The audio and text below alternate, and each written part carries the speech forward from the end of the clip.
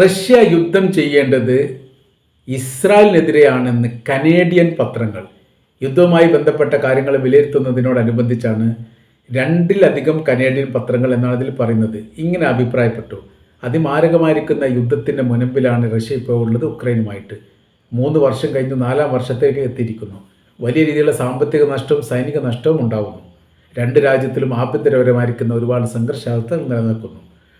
ചില പ്രദേശങ്ങളൊക്കെ റഷ്യ പിടിച്ച് അടക്കിയിട്ടുണ്ട് എന്നുള്ളത് യാഥാർത്ഥ്യമാണ്.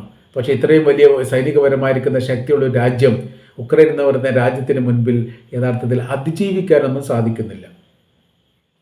റഷ്യയുടെ തലസ്ഥാനമായിരിക്കുന്ന മോസ്കോ കേന്ദ്രീകരിച്ച് പോലും ഉക്രൈനെ ആക്രമിക്കാൻ പാകത്തിൽ ആ രാജ്യം താഴ്ന്നു പോയിരിക്കുന്നോ എന്ന് സംശയിക്കുന്നു. ഒരു റിപ്പോർട്ടിൻ്റെ ഭാഗമായിട്ട് പറയുന്ന പോലെയാണ് ഇതിനെക്കുറിച്ചുള്ള വിവരങ്ങളൊക്കെ പറയുന്നത്. എന്തിനാണ് യുദ്ധം ചെയ്യുന്നത് എന്ന ചോദ്യത്തിന് കൃത്യമായ രീതിയിൽ മറുപടി പറയാൻ ഒരു പക്ഷേ രണ്ട് രാജ്യത്തിനും സാധിക്കില്ല. റഷ്യക്കെതിരെ പല യൂറോപ്യൻ രാജ്യങ്ങളും ചേർന്ന് നിന്നിട്ടുണ്ട് എന്നുള്ളത് യാഥാർത്ഥ്യമാണ്. എങ്കിൽ പോലും അവരെ അതിജീവിക്കാൻ സാധിക്കാത്തതിൻ്റെ നിരാശയുമുണ്ട്. നിങ്ങൾ നോക്കൂ, യുദ്ധം ചെയ്യേണ്ടത് യഥാർത്ഥത്തിൽ ഉക്രൈനെതിരെയല്ല, ഇസ്രായേലിനെതിരെയാണ്. ഇസ്രായേലാണ് ഫലസ്തീൻ എന്ന് പറയുന്ന ദേശത്തെ ഒറ്റപ്പെടുത്തിയിരിക്കുന്നത്, കൂട്ടക്കൊല ചെയ്യുന്നത്, ഭക്ഷണം വെള്ളം തടഞ്ഞു വെക്കുന്നത്, ലോകത്ത് ഇന്ന് വരെ ഒരു രാജ്യവും ചെയ്യാത്ത അതിക്രൂരമായിരിക്കുന്ന പ്രവർത്തനങ്ങൾ ചെയ്യുകയാണ് യഥാർത്ഥത്തിൽ ഇസ്രായേൽ ചെയ്യുന്നത്. അപ്പോൾ യഥാർത്ഥത്തിൽ അവർക്കെതിരെ യുദ്ധത്തിന് വേണ്ടിയുള്ള വലിയ തയ്യാറെടുപ്പുകൾ നടത്തണം എന്ന് ആ പത്രങ്ങൾ പറയുന്നു. വിമർശിക്കുക എന്ന് പറയുന്ന സമയത്ത് പത്രസമ്മേളനത്തിലൂടെയോ അതല്ലെങ്കിൽ UN സഭയിലോ എന്തെങ്കിലും ഒരു വാക്ക് പറഞ്ഞുകൊണ്ട് വിമർശിച്ചുകൊണ്ട് പ്രത്യേകമായിരിക്കുന്ന ഗുണങ്ങളൊന്നുമില്ല. അതൊരു വാക്കിൽ പ്രതിഷേധം അവസാനിക്കൂ എന്ന് മാത്രം. പകരം ചെയ്യേണ്ട കാര്യം എന്ന് പറഞ്ഞാൽ ഒരു ക്രൂരമായിരിക്കുന്ന ഒരു രാജ്യമാണ് എന്ന നിലക്ക് അവരെ പ്രതിരോധിക്കാൻ വേണ്ടിയിട്ട് റഷ്യ നേതൃത്വം നൽകണം എന്നുള്ളതാണ്. ഇറാൻ ചെയ്യുന്ന പ്രവൃത്തിയെങ്കിലും ചെയ്യാൻ വേണ്ടിയിട്ട് റഷ്യ മുന്നോട്ട് വരണം. നേരിട്ട് അവർ യുദ്ധം ചെയ്യുന്നില്ലെങ്കിലും അവർ പ്രോക്സി യുദ്ധത്തെ പ്രോത്സാഹിപ്പിക്കുകയും അവർക്ക് വേണ്ടിയുള്ള സഹായങ്ങൾ നൽകുകയും ചെയ്യുന്നുണ്ട്. ഇപ്പോഴും ഇസ്രായേൽ എന്ന് പറയുന്ന രാജ്യം ഭയപ്പെട്ടിരിക്കുന്നത് ഇറാൻ്റെ ആക്രമണവുമായിട്ട് ബന്ധപ്പെട്ട കാര്യമാണ്. അപ്പോൾ ആ കാര്യത്തെക്കുറിച്ചുള്ള ഭാഗങ്ങളൊക്കെയാണ് ഇതിൻ്റെ കൂടെ വരുന്നത്.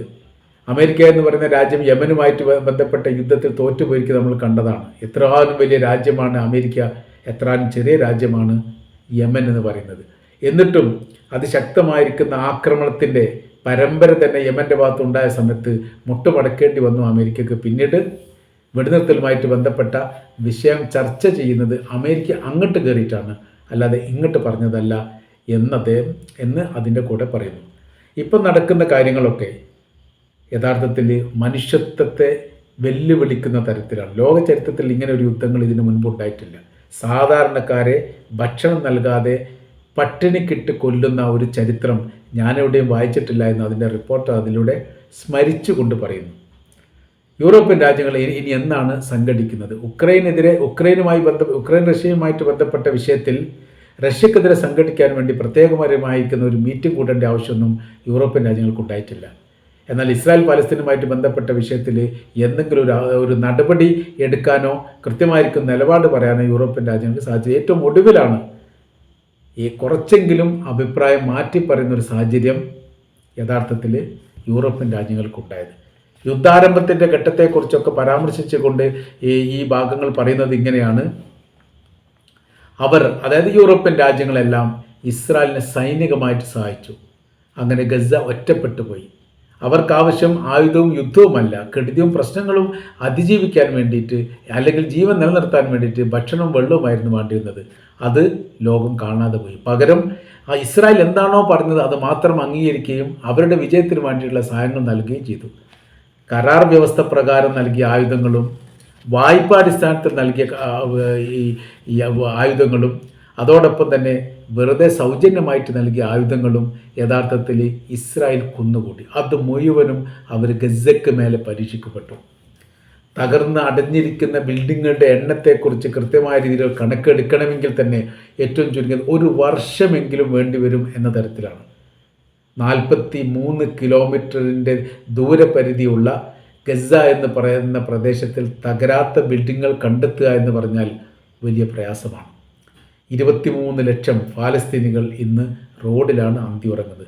അതും ഉറങ്ങുക എന്നുള്ളതല്ല, അവർ കാത്തിരിക്കുക എന്നുള്ളത് വേണമെങ്കിൽ കൃത്യമായി തിരുത്തി പറയാൻ വേണ്ടി സാധിക്കും. എന്തിന്? മരണത്തെ കാത്തിരിക്കുന്നവരായി മാറിയിരിക്കുന്നു എന്നാണ്. ഏത് സമയത്താണ് ഇസ്രായേലിൻ്റെ ഭാഗങ്ങളിൽ നിന്നൊരു വിമാനം ഉയർന്നു പൊന്തി ഗസയ്ക്ക് നേരെ പറക്കുന്നത്, ആ സമയത്ത് നമുക്ക് ഉറപ്പിക്കാം നമ്മളുടെ മരണം ആസന്നമായിരിക്കുന്നു എന്ന്. നമ്മളെ തേടിയാണ് ആ വിമാനങ്ങൾ വരുന്നത്. അവർ ഇന്ന ലക്ഷ്യം കണ്ടുകൊണ്ട് ഇന്ന മേഖല ഏരിയകൾ കേന്ദ്രീകരിച്ചൊന്നുമല്ല, പകരം ആൾക്കൂട്ടം എവിടെയാണോ അവിടെ ബോംബിടുന്ന ഒരു പ്രവർത്തനങ്ങൾ. ഓരോരോ ബോംബ് സ്ഫോടനത്തിലും 60ഉം 70ഉം പേർ കൊല്ലപ്പെടുന്ന വിവരം ഇപ്പോൾ ഗസയിൽ നിന്ന് റിപ്പോർട്ട് ചെയ്യാൻ തുടങ്ങിയിട്ട് ഏകദേശം 10 ദിവസത്തിലധികമായി. ചില ആക്രമണത്തിലൊക്കെ 400 പേർ മരണപ്പെട്ട രീതിയിലുള്ള വിവരങ്ങളും പുറത്തു വന്നിട്ടുണ്ട്. അപ്പോൾ ഇതെല്ലാം കാണുന്നുണ്ട്. ലോകം കാണാത്ത ഒരു വിഷയങ്ങളും ഗസയിൽ നടക്കുന്നില്ല, ലോകം അറിയാത്തൊരു സംഭവങ്ങൾ ഗസയിൽ ഉണ്ടാവുന്നില്ല. എന്നിട്ടും മൗനത്തിലാണ് ലോകം എന്നുള്ളതാണ് അവർ പറയുന്നത്. അപ്പോൾ അതിനോടനുബന്ധിച്ച് ഇപ്പോൾ ഇവർ പറയുന്ന കാര്യം, റഷ്യ പറഞ്ഞ് 1, 2, 3 വാചകങ്ങളിൽ ഒതുക്കേണ്ട വിഷയമല്ല എന്ന് ആ പത്രത്തിൻ്റെ ഭാഗങ്ങളായിട്ട് പറയുന്നത്. ഒരു കാര്യം പറയുന്നത്, ആദ്യഘട്ടത്തിൽ ഇസ്രായേൽ ഗസയിലേക്ക് നടത്തിയ മിസൈൽ ആക്രമണത്തിൽ 600 ഫലസ്തീനികൾ കൊല്ലപ്പെട്ടിരുന്നു.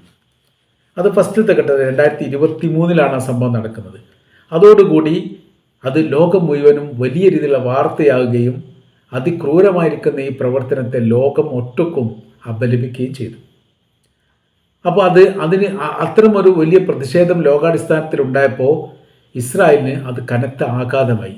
അങ്ങനെ ഇസ്രായേൽ തങ്ങളല്ല പ്രവൃത്തി ചെയ്തത് എന്ന് ആരോപിച്ചു.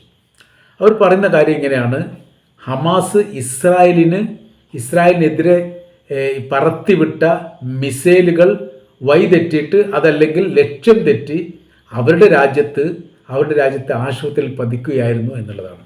ആ സമയത്താണ് റഷ്യയുടെ പ്രസിഡന്റ് വ്ളാഡിമിർ പുടിൻ ഒരു ചരിത്രപരമായിരിക്കുന്ന ഒരു പ്രസ്താവനയുമായിട്ട് രംഗത്ത് വന്ന്, റഡാർ സംവിധാനം ഉപയോഗിക്കുന്ന രാജ്യമാണ് ഇസ്രായേൽ, അതുകൊണ്ട് തന്നെ നിങ്ങളല്ല ആക്രമണം നടത്തിയത് എങ്കിൽ നിങ്ങളത് ലോകത്തിന് തെളിയിച്ചു കൊടുക്കണം എന്ന് അദ്ദേഹം പറഞ്ഞു. എല്ലാവിധ റഡാർ സംവിധാനങ്ങളും അതോടനുബന്ധിച്ച് നൂതനപരമായിരിക്കുന്ന ആയുധങ്ങളും മിസൈൽ പുറപ്പെടുന്നതും അവസാനിക്കുന്നതും സ്ഫോടനം നടത്തുന്നതും കൃത്യമായി കാണാനും മനസ്സിലാക്കാനും കഴിവുള്ള ഒരു രാജ്യം എന്ന നിലക്ക് നിങ്ങൾ ആരോപിക്കുകയല്ല വേണ്ടി തെളിയിക്കുകയാണ് വേണ്ടത് എന്നുള്ളതാണ്.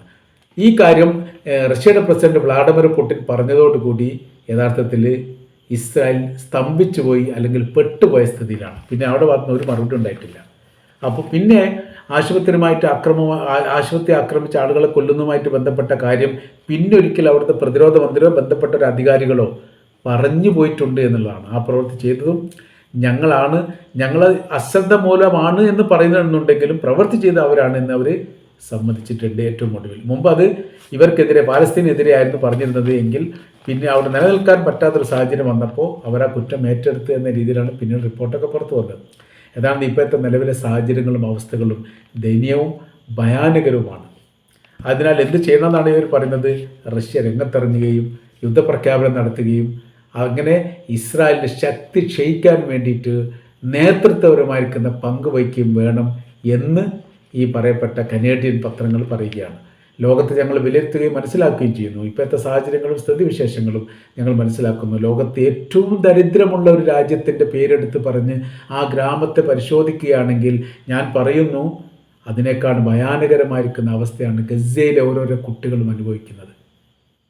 ഭക്ഷണം ഇല്ലാത്തത് കൊണ്ടല്ല, ഭക്ഷണം എത്തിക്കാൻ ഇസ്രായേൽ സമ്മതിക്കാത്തതുകൊണ്ട് 9,000-ഓളം വാഹനങ്ങൾ പുറത്ത് നിൽക്കുന്നു. അതിനകത്തേക്ക് പ്രവേശിപ്പിച്ചുകൊണ്ട് ആ ഭക്ഷണം പട്ടിണി കിടക്കുന്ന സാധാരണക്കാർക്ക് ഇടയിൽ വിതരണം ചെയ്യാൻ അനുമതി നൽകാതെ കാത്തു കിടക്കുകയാണ് ഈ മേഖലയിൽ ഇത്രയും വാഹനങ്ങൾ. എന്നാൽ ആഫ്രിക്കൻ രാജ്യങ്ങളിൽ ദാരിദ്ര്യപരമായ രീതിയിൽ അല്ലെങ്കിൽ പട്ടിണി കിടക്കുന്ന കുട്ടികളോ സ്ത്രീകളോ മറ്റു ബന്ധപ്പെട്ടവരോ ഉണ്ടെങ്കിൽ അവരെ സംബന്ധിച്ചിടത്തോളം പറയുന്ന കാര്യം, അവർക്ക് ഭക്ഷണം നൽകാൻ ആളില്ലാത്തത് കൊണ്ടാണ്. ഏതെങ്കിലും തരത്തിൽ ഭക്ഷണം നൽകുകയാണെങ്കിൽ അവർ സ്വീകരിക്കാൻ വേണ്ടി തയ്യാറാണ്. 2 കൈയും കൂട്ടി നീട്ടിയിട്ട് അവർ സ്വീകരിക്കും. കാരണം പട്ടിണിയാണ്, 6 വർഷം നന്നാലും സ്വീകരിക്കുമെന്നുള്ള കാര്യത്തിൽ ഉറപ്പാണ്. നേരെ മറിച്ച് ഗസയുടെ അവസ്ഥ എന്ന് പറഞ്ഞാൽ ഭക്ഷണമുണ്ട്, അത് നൽകാൻ വേണ്ടി സമ്മതിക്കും. രണ്ട് രീതിയാണ്. ആയതിനാൽ മൗനം വെടിഞ്ഞുകൊണ്ട് നിങ്ങൾ ഇതിൽ ഇടപെടുകയും സംസാരിക്കുകയും വേണം. ആരാണോ ഇസ്രായേലിനെതിരെ യുദ്ധം ചെയ്യുന്നത് അവരുമായിട്ട് സഹകരിക്കുക മാത്രമല്ല, അത് യമനെ ഉദ്ദേശിച്ചുകൊണ്ടാണ് അവർ പറയുന്നത്, സഹകരിക്കുക മാത്രമല്ല യുദ്ധമുഖത്ത് സജീവമാവുകയും പാലസ്തീൻ എന്ന് പറയുന്ന ദേശത്തിൻ്റെ സ്വാതന്ത്ര്യം വരെ അവരോടൊപ്പം ചേർന്നുകൊണ്ട് ന്യായത്തിന് വേണ്ടിയുള്ള യുദ്ധത്തിൽ പങ്കാളിത്തം വഹിക്കണം എന്ന് പറഞ്ഞുകൊണ്ടാണ് യഥാർത്ഥത്തിൽ ഈ ലേഖനമൊക്കെ അവസാനിപ്പിക്കുന്നത്. വലിയ രീതിയിൽ ചർച്ചയായിരിക്കുന്ന വിഷയമാണ്. കാര്യം എന്ന് പറയുന്നത് യൂറോപ്യൻ രാജ്യങ്ങളുടെ മനംമാറ്റമാണ് ഇതിലൂടെ പ്രകടമാകുന്നത്.